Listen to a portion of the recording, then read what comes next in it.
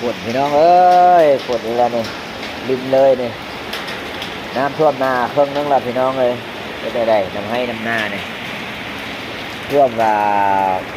พงไม่ท่วมละพี่น้องเอ้ยน้ำเทินก็บุกป้อยเลยน้ำเทินก็ได้ก็แต่น้ำมากก็จะไปห้าเมื่อใดเมื่อนั้นไม่ได้ไปก็ไปบอกกับต้อมมาเมื่อฝนเป็นเล็ด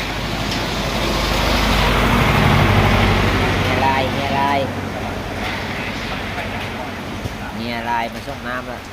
ส่งบ่อหมดเลยเนาะฝนตกไม่ได้ดำนาพี่น้องปีนี้บ้านแล้วมัดไม่ได้ดำเนาะผู้ใดจะได้ดำนาทักมาหาได้พี่น้องเด้อไปดำช่วยไปดำมาฮึไว้ปีหน้าปีฮือเนาะเราจะไปดำช่วยตะเพชรดีละฮึตะเพชรไว้ปีหน้าปีฮือเรามาช่วยขอสิโทรหาเราอยู่ว่าดำนากินปิ้งปลาห้วยพักเลย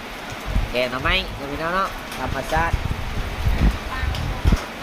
ให้บูฮูเฮ็ดให้เฮ็ดนาในชาวให้ชาวนาในบูฮูเราพี่น้องว่ามันทุกข์สำใดมันยากสำใด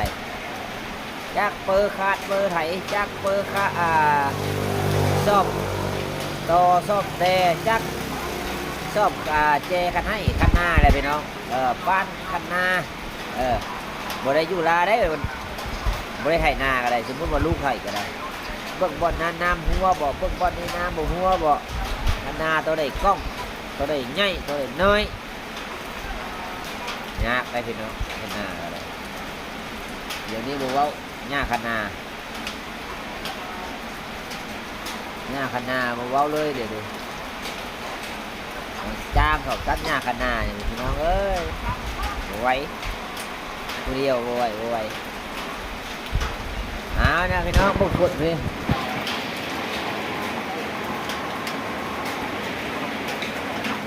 ฝนลิ้น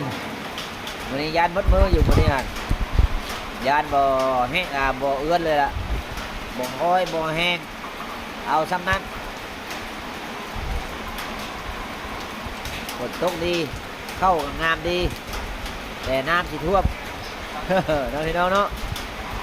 ทักทายมาเด้อผู้ใดเฮ็ดให้เฮ็ดนาอยากได้ปุ๋ยใช่ให้ใช่นาผู้ใดเฮ็ดส่วนพลาเฮาบ่ขายปุ๋ยไปดอกเฮาขายปุ๋ยเฮาบ่ได้ซื้อมาขายได้ยุ่งเงินบ่มีเลย